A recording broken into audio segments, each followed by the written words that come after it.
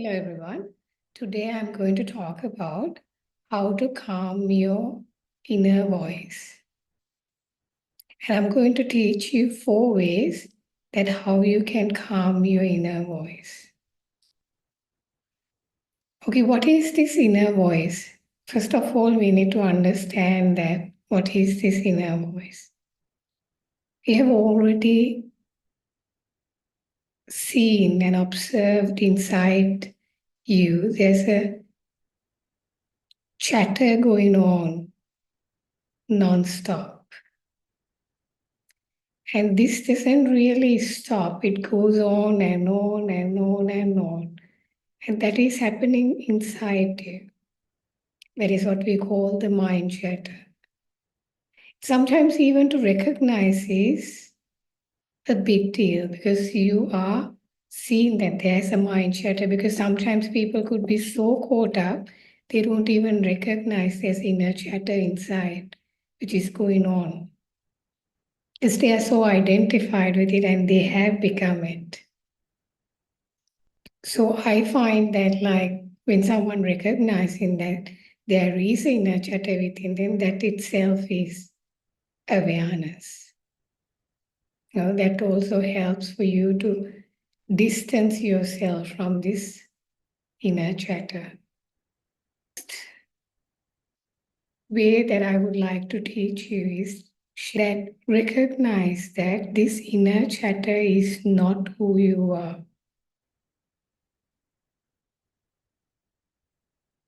Like, what do I mean by that? You would say that, no, this inner chatter is me. This is my narrative inside, and this is how I decide on things. This is who I am.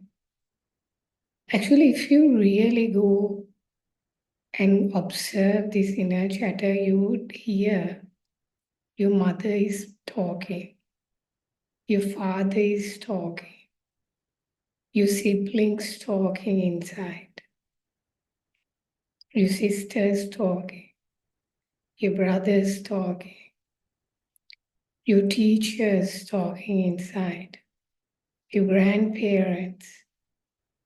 So if you really observe deep inside, you will recognize that it's so many voices coming together. In fact, it is not even your voice.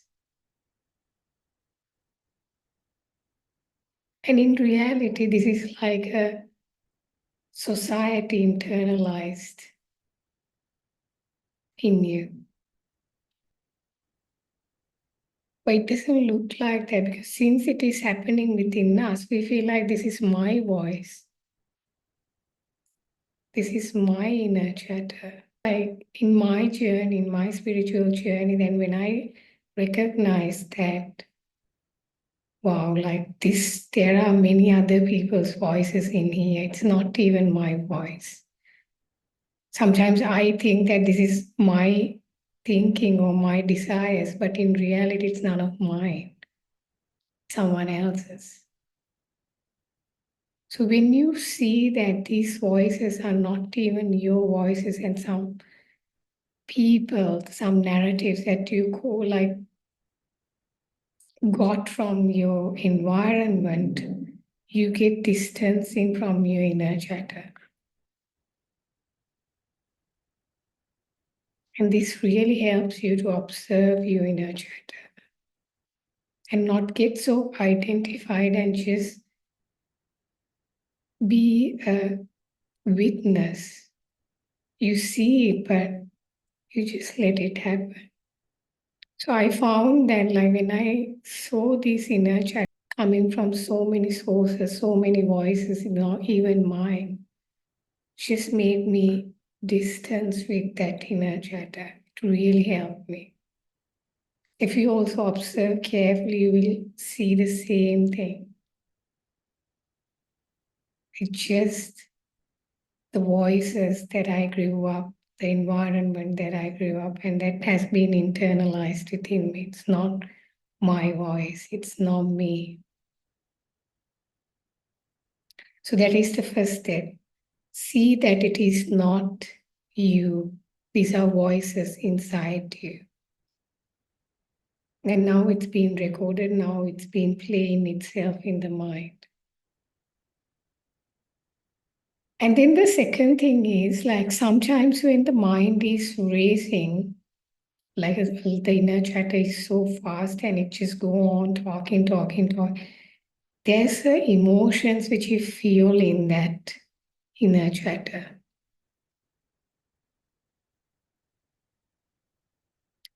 In a time like that, when your inner chatter goes so fast, and there's underlying emotions that is fueling this energy.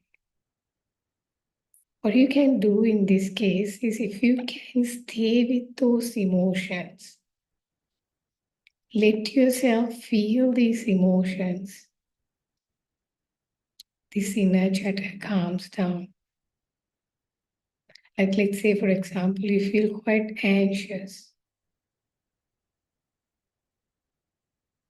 And then what you're going to do is you just start feeling this feeling without resisting. The more you resist, more this inner chatter becomes aggressive. So once you start feeling this, let's say you are feeling sadness or sometimes maybe anger. In anger, deep inside is a hurt. If you let yourself feel this hurt, feel this sadness, this energy calms down, this inner chatter calms down. These are techniques that I've used in my life. That's why I can talk about. And once you feel these emotions, which is fueling this inner chatter, everything calms down. What you need to do is you need to get in touch with those feelings. How would you get in touch with these feelings? You can have a conversation with yourself through a diary. And once you get in touch with these feelings, you start feel them and then everything calms down. And I've observed this in my life. And the third thing is see the whole futility of this inner chatter. What does that mean? We give so much importance to this mind chatter. And we take it so seriously. And I remember the first time that I hear this from, I believe, Eckhart Tolle. He said something very interesting. He said that you don't need to take this so seriously. I'm like, wow, really? Because I took it so serious. And I literally thought it is me. When I recognized that, like at that time, I had an aha moment. Okay, I don't need to take it exactly. You don't need to take it seriously. See the whole futility of it. The problem is we have given so much importance to this. I mean, mind has its place. Like when you need to do something, a job in your material world, like when you want to take up some job function and you do it and you use your mind and then can you keep it aside? It's a tool. Mind is a tool.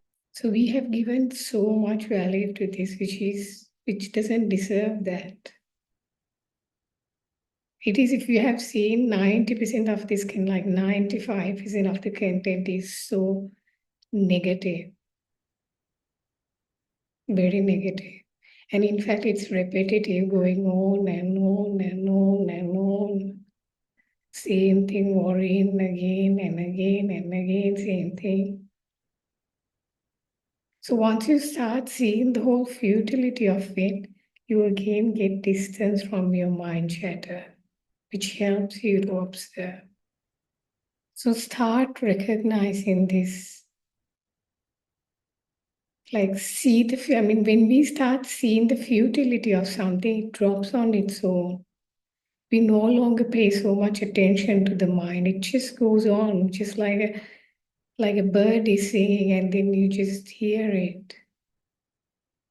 That's it. What happens is when we become so identified with, we listen to it and then we start taking action with whatever the mind says. And in fact, whatever this mind chatter is going on, our body doesn't know whether it is happening for real or not. And then body starts feeling what it's saying. And let's say the mind is talking a lot of like sharing a lot of anxious thoughts. And then what happens is body is reacting as if it's in a danger. And this is really not good for you. Because there's no real danger, but you're feeling as if there is any danger, which is not the case. So start recognizing, start seeing the whole futility of it so that it drops on its own, that the amount of value that you give. So I will give you one exercise that I give to my clients to see the whole futility of your mind. Take a piece of paper and a pen and put an alarm for 15 minutes. I recommend you to do it right now. Suggest you to do it right now because if you're like sometimes rather than me sharing this, when you do it on your own, you have your own insights and that is your experience. Remember, rather than knowledge, like experiential way that you learn this. And that is the most powerful. So I really want you to just pause the video and do this exercise. What you need to do is take a pen and paper and then keep 15 minutes alarm and start writing everything that your mind says. Do this for 15 minutes. And once you're done, come back to the video. Okay, now you have the piece of paper that you've written down on what your mind is saying. Everything, And now just read it.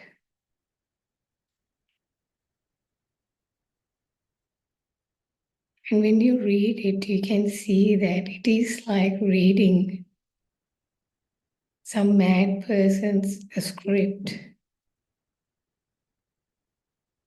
It's like a chatter of a mad person. It's like going one thing to the other and it's not even completing that and then goes to the other and then to the other and then it just goes on. It's just endless. And when you see the whole futility in this way, it really helps you to decide. I've done these exercises in my journey. Really helps you to like have distance.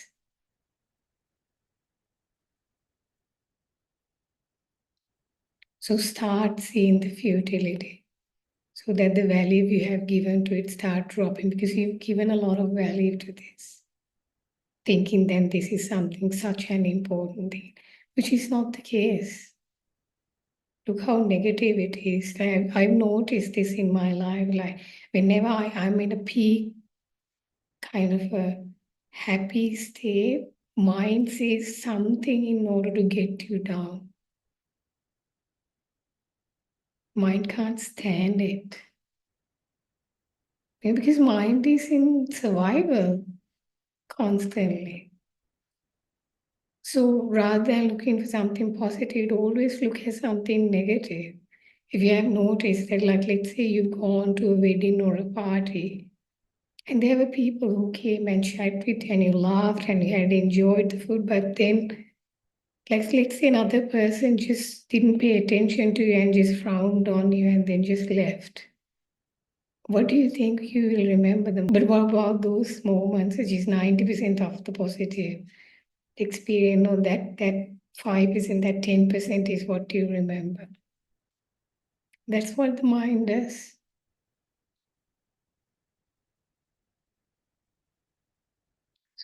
Recognizing this whole futility of this whole thing. It's easy to live.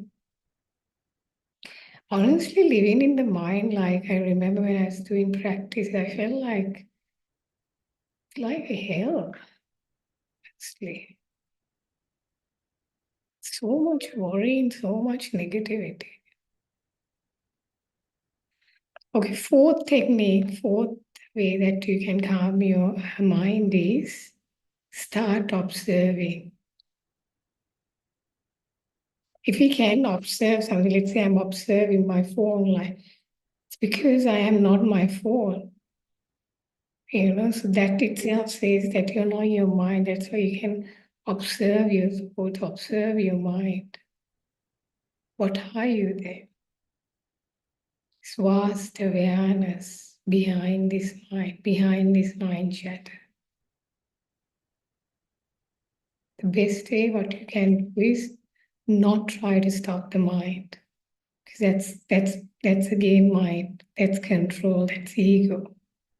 Who wants to stop the mind? We can't stop something that which is not ourselves. I mean, like how can we control something which is not us, which is not ours? Mind is not yours. Like mind cannot be controlled. You can't stop the way you want it. The only thing that you can do is just like a water flowing in the river, and you stay in the river bank and watch the water flowing. Same way, you cannot stop the river, right? Just like that, you cannot stop this mind chatter. Most of the people try, and that gets worse. This goes even more. That's how it works. So what you can do is just observe these thoughts. No judgment. Simply observe.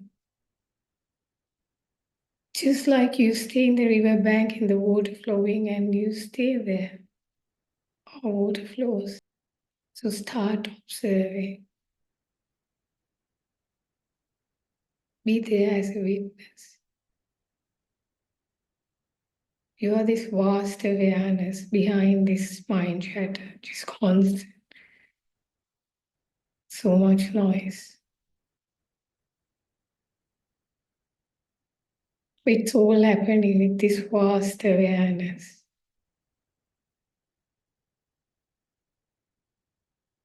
And we are not that. We are the observer behind this. Observe this mind chatter and it will calm down. And you will see there are gaps in between this mind chatter. So these are the four ways that you can calm your inner chatter.